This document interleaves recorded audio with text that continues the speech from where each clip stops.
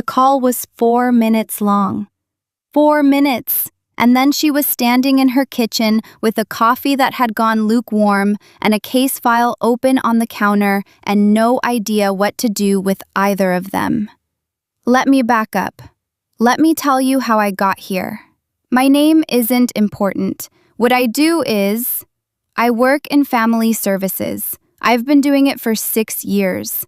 I am the person who sits across from families in crisis and helps them figure out what they cannot figure out alone. I help people navigate systems that are designed sometimes to be navigated against them. I find things that aren't being said. That is my literal job. I am paid to notice what people are not telling me. I have a brother. I have spent the last 3 years telling anyone who would listen that my brother is a good person who made bad choices. Property crime, I said. Nonviolent. He made bad choices and now he is paying for them, and when he gets out, I am going to be there. That is what I said. The parole officer's call came in on a Wednesday, middle of the afternoon. I had a case file on the counter, a family, 2 parents mid-separation, 2 kids being used as leverage in the way kids sometimes are, and I had my handwriting in the margins because I had been reading it before my lunch and then kept reading after. The phone rang. I saw it was a number I didn't know and answered the way I answer numbers I don't know when I'm in work mode, which is efficiently, ready to be useful. It was a parole officer, confirming a supervision appointment for my brother. Routine call. I have received these calls before. He calls me sometimes when he can't reach my brother's other contacts. I am listed. I have made myself available. I said yes, I'll pass along the time. And then he said something, a phrase, a legal designation. He said it in the middle of a sentence about conditions of supervision, matter of fact, the way you say things that are to you completely normal. The phrase related to a charge category, not the charge I had been told about for 3 years. I said, "I'm sorry, can you clarify what you mean by that?" He clarified. His voice was patient and slightly confused, not suspicious, just the confusion of someone who has assumed the person on the other end of the phone already knows something. He had no reason not to assume I knew. He was confirming an appointment. He was not delivering news. He had no idea he was delivering anything. I said, "Of course, thank you for the clarification. I'll make sure he knows about the appointment." And I ended the call.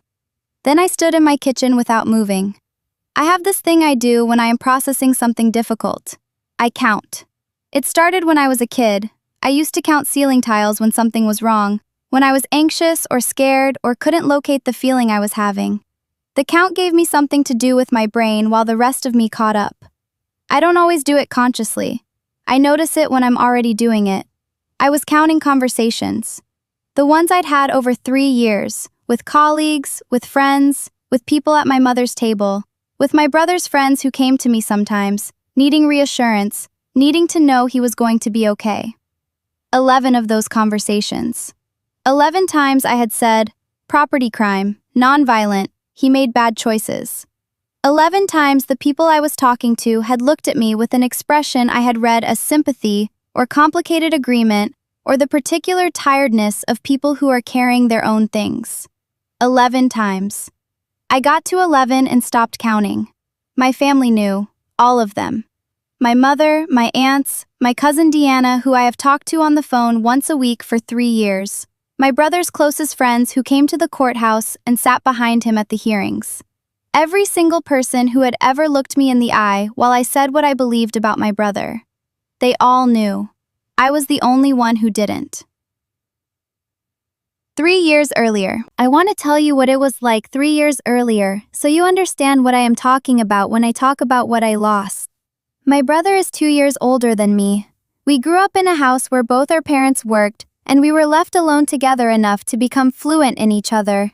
He taught me things, how to ride a bike, which I already knew, but he insisted on reteaching me in his way, the proper way. How to read the back of a card hand before you play it. how to get off a bus 3 stops early and walk the rest of the way, because sometimes you need the extra time to think. He is patient. He is funny in a quiet way, not the kind of funny that performs itself, the kind that slips in sideways. He wins things graciously. That is rarer than it sounds. There is a card game our grandmother taught him when he was maybe 10, a complicated thing with specific rules that take a long time to explain and that do not make complete sense until you have played them for several hours. She taught him and he taught me, and we have played it our whole lives. I have tried to teach it to 3 different people, my college roommate, a boyfriend, a friend from work, and failed every time. Not because the game is that hard, because the game is the kind of thing you have to have learned young, have to have put into your hands before your hands knew what they were holding. My roommate got frustrated. The boyfriend thought he understood it and didn't. My work friend gave up after 40 minutes and said it seemed like something you'd have to grow up with. She wasn't wrong. My brother and I played this game through prison visiting room glass for 3 years. We developed a system, holding cards up to show each other, pointing, a shorthand of gestures and expressions for the game's specific decisions. We tried to get the 3rd table from the left, near the window that faces the car park, every visit. We usually got it. When we didn't, when some other family had it, we settled for the 2nd one over, and it was slightly worse because the light was different, and it affected how you could read the other person's cards in the reflection. 36 visits. I logged them. I know the exact number because I kept a small record, not formal, just dates and notes, because it felt important to have something other than memory as evidence of showing up. He won most of the games. He is better at it than I am. He always has been. And he was never, not once, anything other than gracious about it. He would put the cards down and sort of tilt his head, like he was mildly surprised the outcome had gone his way, like it could easily have been different. Maybe it felt that way to him. Maybe that was just who he is. On visit 36, 6 months before the phone call, I drove out to the facility on a Saturday morning. The drive takes 40 minutes, and I always listen to the same playlist I made for these drives, music that is just interesting enough to hold my attention without making me feel anything too much. I signed in. I went through the standard procedure. I found the 3rd table, near the window. He looked the same as he always looked. He ages the same way my father did, slowly, without drama. We played cards. He told me about a correspondence course he was taking. I told him about the separation case, without names, without identifying details, just the shape of it. He asked good questions. He always asks good questions. He says, "You care so much. You really care so much about these families. It's important work." And I believe him when he says it, because he is my brother, and I know when he is sincere. He won 2 hands out of 3. He tilted his head. I drove home on the same playlist. I remember thinking, on that drive home, at least this is still intact. Whatever else is hard about this, the visits, the procedures, the way the year count had become a kind of weight I didn't put down. At least this part, the part between him and me, was real and was still mine. That is what I was thinking 6 months before the phone call. So, Wednesday afternoon, case file on the counter, lukewarm coffee, 11 conversations. I know how to look things up. It is part of my job. I am fast at it. I know which databases to use. I know how public records work and where they live. It took me 11 minutes from the end of the phone call to find what I was looking for. I have been asking myself since then why it took me 3 years to look. The answer I keep coming back to is, I wasn't looking. I was told something, and I believed it, and I stopped there because the person who told me was my mother, and the person the information was about was my brother. And I did not apply the same habits to my family that I applied to everything else. I don't know if that's normal. I think it might be normal. I don't know if it being normal makes it okay.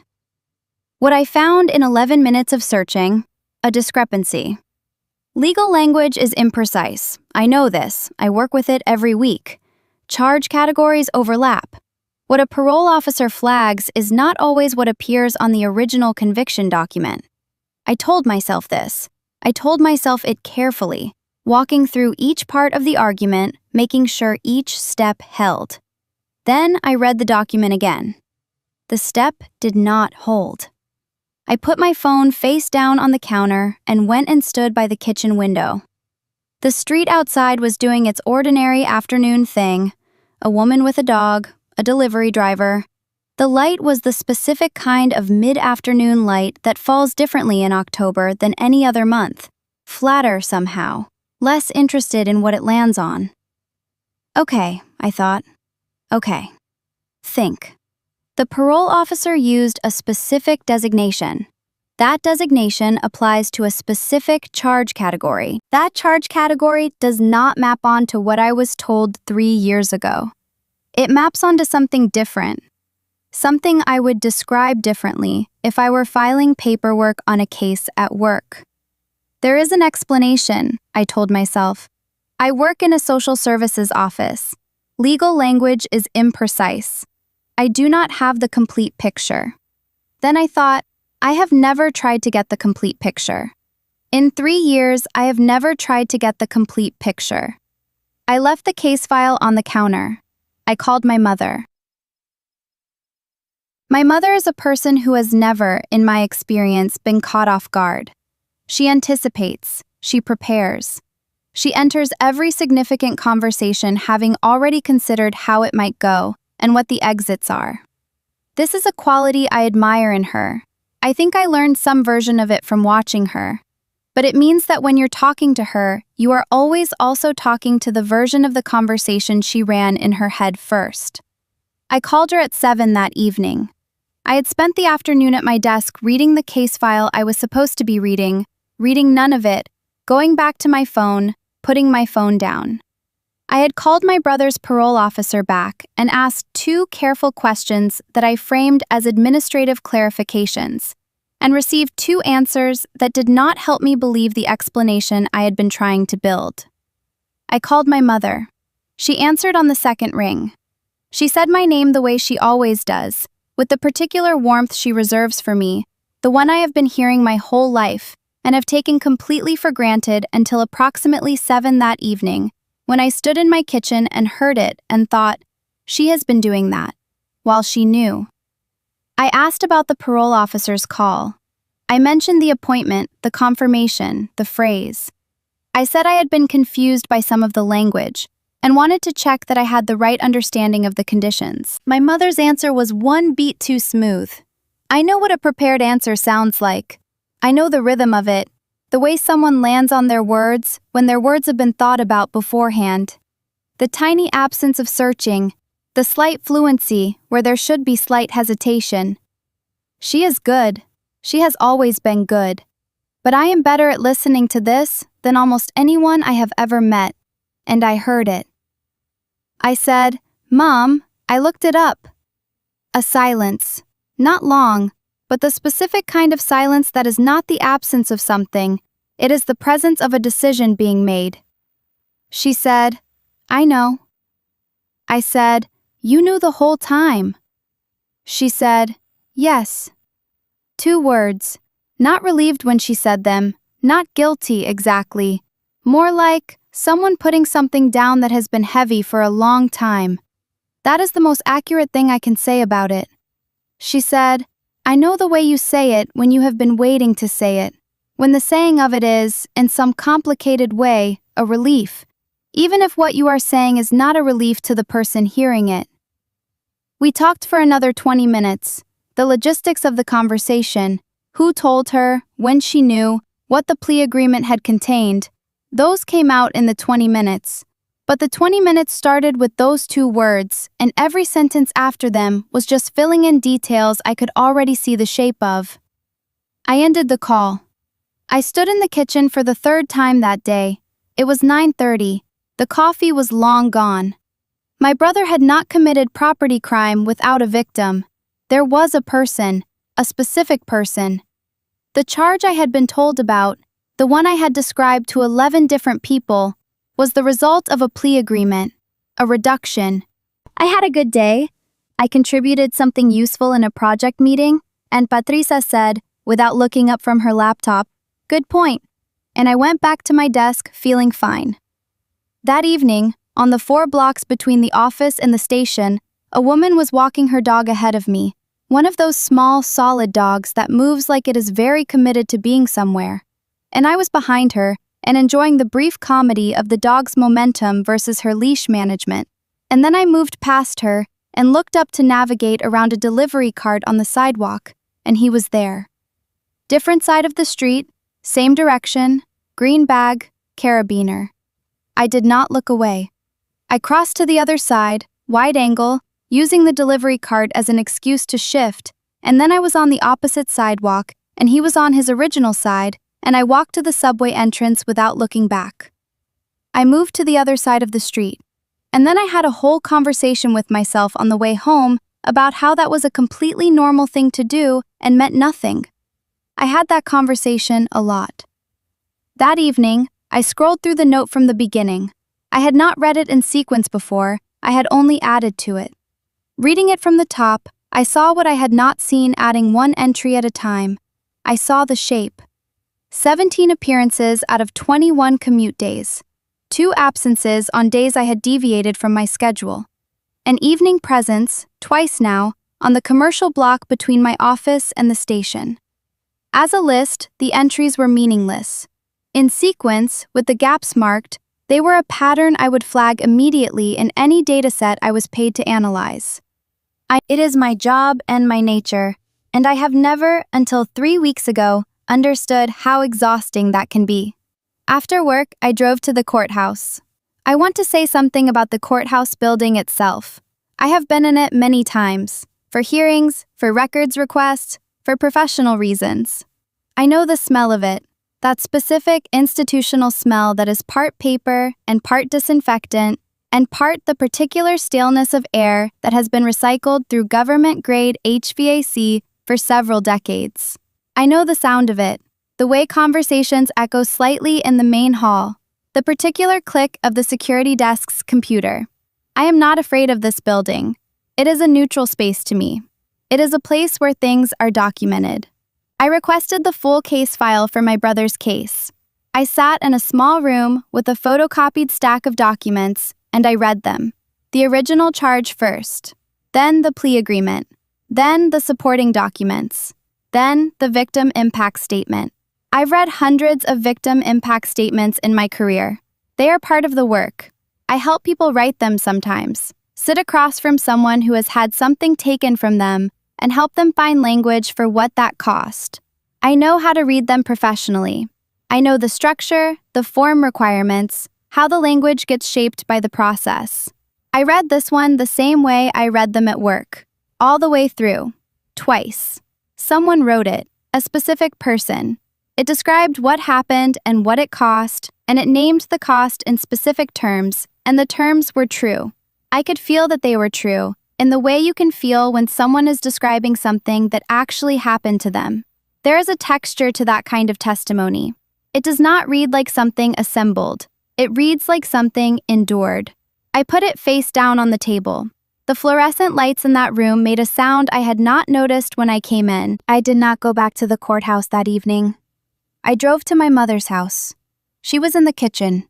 The kitchen smells like everything her kitchen has always smelled like. Garlic and the specific fabric softener she has used my whole life, and something underlying it all that is just hers.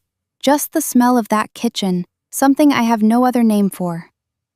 She was making dinner. She turned when I came in. I have a key to my mother's house. I have always had a key. She gave me one when I moved out at 18 and said, "This is always your house." I have used the key for 29 years without thinking about what it meant that she gave it to me. Last night I thought about it on the drive over. I thought about it again when I put the key in the lock. I sat down at the table where every significant conversation in our family has happened. The chair she always sits in, the one that has been hers since before I can remember, the one slightly set back from the others, slightly angled toward the room. She came and sat in it. I said, "Tell me who else knew." She put down what she was holding. She sat down. She listed them. My mother, my Aunt Patricia, my Aunt Rose, my cousin Deanna, who calls me once a week, 3 of my brother's friends, his attorney, obviously. I said, "Was there a conversation? Did you all agree?" She said it wasn't exactly like that. It happened more gradually. My brother had told her, she had told my aunts, and then there was a general understanding, and then the hearings happened, and everyone maintained the understanding. I said, a general understanding that I should be lied to? She said, we didn't lie to you. I said, you told me it was property crime. She said, it was in the charge was property. I said, Mom. She looked at her hands. I said, Deanna calls me every week. She called me last Tuesday. I told her I was looking forward to Marcus getting out in 8 months. I told her I was planning something for when he gets out. A dinner. I was telling her about a dinner I was planning. She said it sounded great. She asked what restaurant. My mother did not say anything. I said, what did you think was going to happen? When he got out? When we were all at the same table? What was the plan? She said, I thought he would tell you himself. He said he was going to tell you himself. I said, before or after the dinner? She said my name. I said, you thought I would take it harder. That's what you said last night. You thought I would take it harder than the rest of you. She said yes. I said, you thought caring meant I couldn't know the truth. She didn't answer. Not because she had nothing to say, because there was no version of an answer that worked and she knew it. The kitchen smelled the same as it always smells. That is the thing I kept noticing. Everything looked the same and smelled the same, and the chair she always sits in was the chair she always sits in. Nothing in that kitchen had changed except my understanding of every conversation I had ever had in it. I counted 11. I had counted 11 conversations. But sitting at that table, I started counting differently. Not just the conversations with people outside my family, but the ones inside it. The Sunday dinners where my mother asked how Marcus seemed to me, whether he seemed okay, whether I thought the visits were helping. The phone calls with Deanna where she asked how I was holding up, and I said I was holding up fine. It was hard, but I was managing. I was good at managing. The time my Aunt Rose sat across from me at a family gathering and said she didn't know how I did it, showed up like that every month. She said she admired me. She admired me. She knew. She sat across from me and said she admired me. I sat at my mother's table and I did not fall apart. I want to be clear about that because I think it matters. I am 37 days out from the phone call and I have not fallen apart. I have been managing it. Carefully, in the way I manage things. But I am telling you, the cost of managing things is that they are still there when you set them down. There is a parking lot outside the courthouse. I ended up there later that week on a Thursday evening. Not for any specific reason. I had come back to the courthouse for a records follow-up, administrative, and then it was 9 at night and I was sitting in my car in the parking lot and the building was still lit up inside. That light.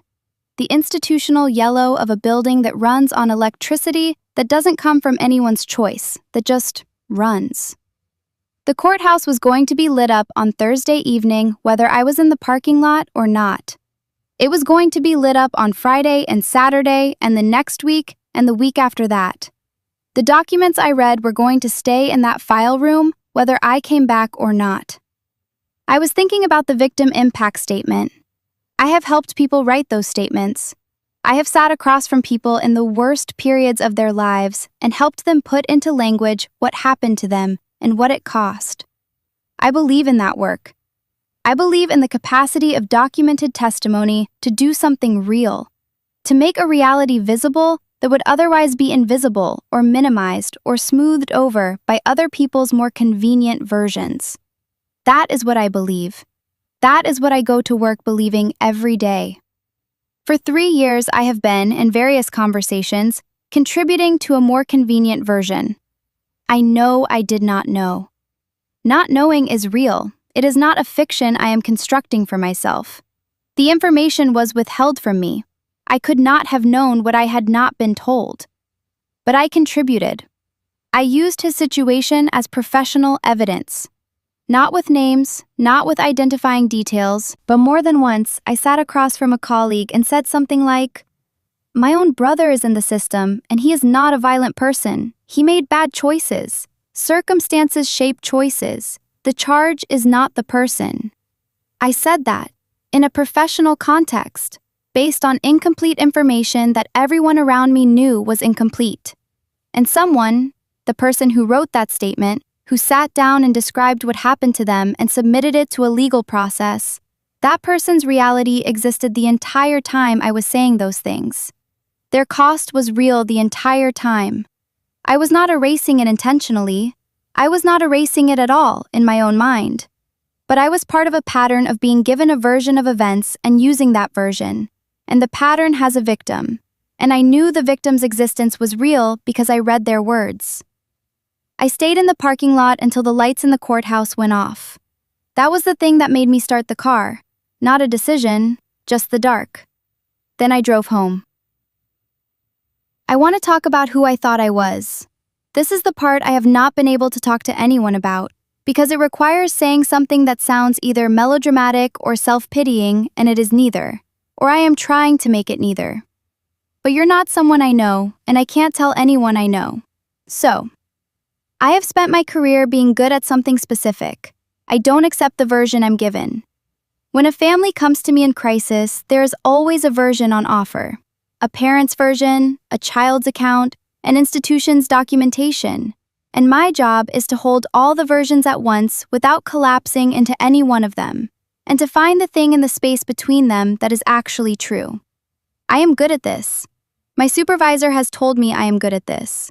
My colleagues come to me when they can't find the thread. I have found threads that were very well hidden. I did not look for the thread in my own family. I took the version I was given. I took it because the person giving it was my mother, and because the subject was my brother, and because I was already doing something hard, visiting, showing up, maintaining the relationship through glass and bad lighting and institutional smells, and the version I had was the version that made the hard thing possible. If I had known the truth, visiting would have been more complicated. If I had known the truth, the card game and the gracious losing and the clean feeling drive home would have been different. Maybe I didn't want to know. I have been sitting with that. I don't think it's entirely true. I think if anyone had told me, I would have found a way to continue. I am someone who has a high tolerance for complicated truths. I do not need things to be simple. I have never needed my brother to be a simple person. But I have needed him to be the person I was told he was. And those two things are not the same, and I think I was confusing them. And then there is the professional thing, the thing that lives underneath the personal thing and is harder to put down. I have built my understanding of how systems work around the idea that the person in the system is not always who the charge says they are.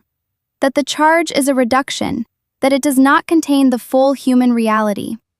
I have said this so many times it has become something I believe in my body, not just my mind. I have been right about it most of the time. In most cases, the person in the system is more complicated than the documentation. My brother is more complicated than the documentation. He is also more accurately represented by it than I knew. Both of these things are true. I am trying to hold both. The thing I cannot move past is the question of why I didn't look. Not the people who misled me. I can understand them, I can be angry at them, I can hold them responsible and still understand the human logic that led them there. But myself, why did I not look?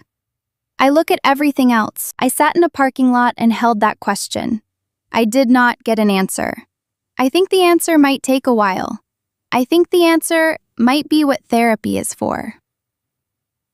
2 weeks after the courthouse, so 3 weeks after the phone call, my brother called. He calls once a month, a scheduled call from the facility. I have answered every one of them for 3 years. When this one came in, I sat with the phone in my hand for the 4 rings before I picked up. I almost didn't. I picked up. He knew something had changed. I could tell he knew because of the way he was careful. There is a texture to a careful conversation, a slight front-loading of small, safe things, a slightly longer than normal pause before the subjects that might be difficult. I know his voice. 36 visits and 3 years of calls. I know his voice the way you know the voice of someone who has been part of your specific sound landscape your entire life. He said, "Mom told me you found out." I said, "Yes." He said, "I wanted to tell you myself. I was going to tell you when I got out. When I could tell you properly, face to face, not through glass. I thought." I said, "Don't tell me what you thought." A silence. Not hostile, just the silence of someone accepting the correction. He said, "I'm sorry." I said, "I know." And then neither of us said anything. That sounds like it would be unbearable, that silence, but it wasn't.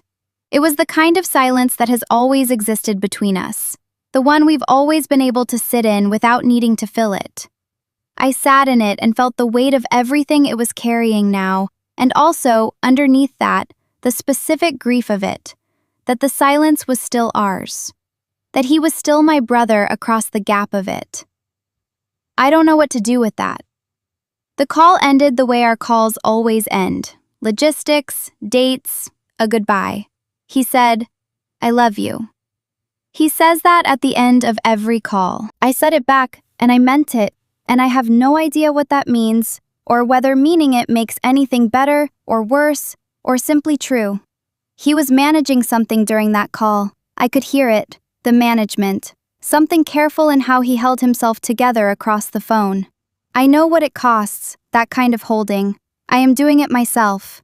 I am not ready to care about what it costs him. I think I will be, eventually. I am not yet. There is a deck of cards on my bookshelf. I keep it there because years ago I decided I was going to practice the game on my own, in the evenings, just running through the hands to get better. I never actually did it. The cards sat there as an intention I kept meaning to act on, and never did. Because you cannot really play the game alone. It requires two hands playing against each other, and the whole point of the game is reading the other player, the way they hold their cards, the tells they develop and try to hide, and eventually stop hiding because you know each other too well. A few days after the courthouse, I came home from work and the deck was just there, on the shelf, visible from across the room. I stood in front of it for a while. I didn't touch it. I walked past it and made dinner, and watched something on my laptop and eventually went to bed. In the morning it was still there, obviously, because a deck of cards does not move on its own. I have been walking past it every day. I don't know what to do with it. I don't know if we play again, at the third table near the window, with our system, with the shorthand we developed over 36 visits. I don't know if I go back. I don't know what I want from a conversation I'm not ready to have. I know he wins graciously. I have always known that. I know it means something that he does. I am trying to figure out what it means now. Here is what I have established in the last 3 weeks, in the way I establish things for cases at work. Document by document, source by source. Things I know are true, as opposed to things I have been told. My brother committed a crime with a specific victim. The victim's family accepted a plea deal. The reduced charge was property crime, and it was, technically, accurate. There was a property component. Everyone involved in the legal proceedings knew what was behind the reduction. Every member of my family who attended the proceedings knew. My family decided, collectively, not to tell me. My brother knew they had not told me. He knew for 3 years. He says he was going to tell me himself. I cannot assess whether this is true. 11 conversations. 11 times I said what I believed to people who knew what I believed was incomplete. Those conversations happened. I cannot unhappen them. The people I had them with, some of them colleagues, some of them friends, who have now also spent 3 years with the property crime version, I do not know yet what I do about that. The victim impact statement is a public document. It will remain a public document. The person who wrote it will continue to exist, outside this story, with what happened to them. I cannot do anything with that except hold it and understand what I was a small, unintentional part of, even without knowing. My mother called me yesterday. She didn't say much. She said she was thinking about me and she hoped I was okay. I said I was working on it. She said, "I know I should have told you." I said, "Yes." She said she was sorry. I said I heard her, and I would call her back when I was ready. She said she understood, and she loved me, and she would be here. I don't know when I call her back. I don't know what I say. I know she loves me. I know she made a decision that assumed I needed to be managed rather than trusted. Both of these things are true at the same time, and I am still figuring out how to hold them together. My aunts have not called. Deanna has not called. I think they are waiting for a cue about what I need, and I think the cue is not coming yet, because I don't know yet what I need. I could not sleep for most of the second week. I am sleeping now, not well, but functionally, enough to get to work and do the work correctly. I have not told anyone at work. My supervisor asked if I was okay on the third day because I am apparently less opaque than I think I am, and I said I had a family situation I was working through. She said, "Let me know if you need anything." I said I would. I will not, probably, but it was kind of her to say. I have a friend, her name is Jo. She has been my friend since university. She has heard the property crime version more times than I can count. She is someone I call when things are wrong. I have not called her. I pick up my phone and I open her name and I think, Jo knows the version. The version is how she understands my brother. If I tell Jo the truth, I am not only telling her about Marcus, I am also telling her that the story she has been told for 3 years was wrong, and the person who was telling it was me. That is a different kind of conversation, and I do not know how to begin it. I am aware that this is isolating. I am aware that I am handling something too big for one person to handle alone by keeping it to one person, who is me. I am aware of this the way I am aware of a lot of things right now. Intellectually, from a slight distance, watching myself do the thing I know is not optimal. I have been thinking about therapy for 2 years. Not in an urgent way, in the way you think about things you know you should do and keep not doing because they are not yet on fire. The last 3 weeks have been on fire. A colleague, not on my team, someone I know less well, enough that there is useful distance there, mentioned her therapist to me about a year ago, gave me the name without pushing it. I kept the name in my phone under a contact I had labeled with the woman's name, Dr. Fenwick, and her number. I looked at it a few times and didn't call. Last Friday, I called. She had an opening on Tuesday. I took it. The waiting room is gray. Not depressingly gray, just the particular gray of furniture that is chosen to be unobtrusive and comfortable and does not commit to anything. There is a plant in the corner that is obviously well cared for. Someone waters it, trims it, thinks about whether it is getting enough light.